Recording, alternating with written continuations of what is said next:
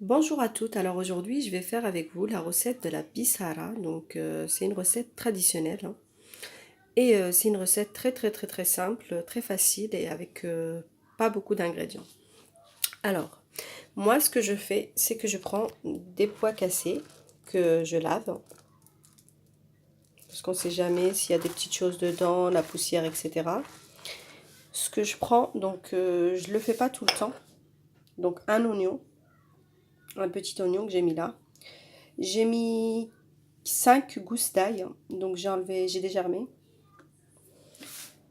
En épices, donc j'ai mis du sel, une petite cuillère de poivre noir, une petite cuillère de curcuma et une grande cuillère de cumin. Alors là, j'ai pas de coriandre et de persil frais, du coup ce que je vais utiliser c'est ce persil là, voilà comme ça, de la coriandre surgelée, de l'huile d'olive, hein, bien évidemment, la meilleure huile d'olive, et bien sûr de l'eau. Pour la préparation, c'est très rapide. On n'a même pas besoin de couper les ingrédients ou quoi. Même l'oignon, j'aurais pu le couper juste en deux. L'ail, on peut le laisser entier, mais moi, j'ai dû enlever le germe à l'intérieur. Et puis voilà. Pour commencer la recette, on a besoin donc de l'huile d'olive en premier.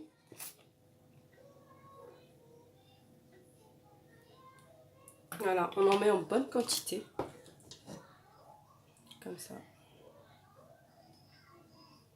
Voilà.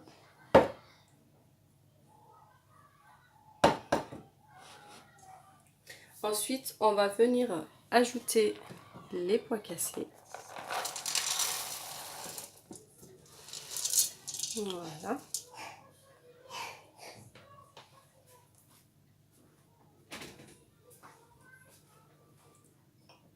On va venir ajouter donc l'oignon, l'ail,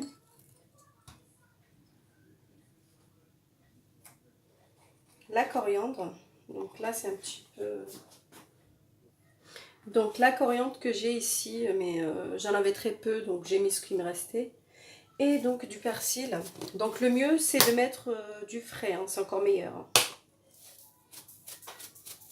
Voilà, un petit peu, on va dire 2 cuillères à soupe. Ensuite, on va venir mettre les épices, comme ça.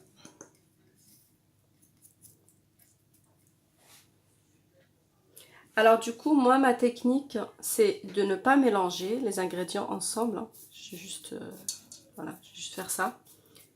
Et on va venir mettre de l'eau froide. On va tout couvrir.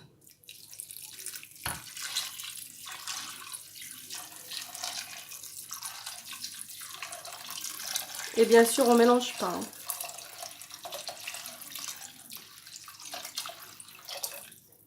Voilà. Donc là, je suis à 2 litres. En tout. Entre-temps, mon mari m'a apporté de la coriandre.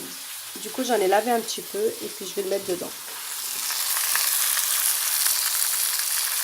Alors moi qui l'aime plutôt liquide, je préfère ajouter de l'eau parce que je pense que j'en avais pas mis assez. À ce niveau-là de la cuisson, donc on peut mélanger mais vraiment que le haut. Et puis vous voyez bien que ça s'est bien écrasé et c'est ce qu'on veut en fait. Donc je vais laisser juste un petit peu plus et puis on peut réassaisonner s'il manque quelque chose ou quoi. Et puis, normalement c'est bon. On mixera et puis ça sera bon. On va venir tout mixer avec un mixeur plongeant.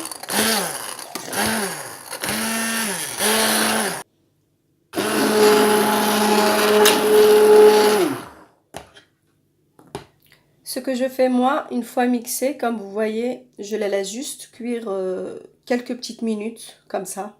Et puis après c'est prêt. Et voilà quand c'est prêt. On sert ça avec un petit peu de piment d'Espelette et un filet d'huile d'olive ou sinon un petit peu de cumin. Bon appétit!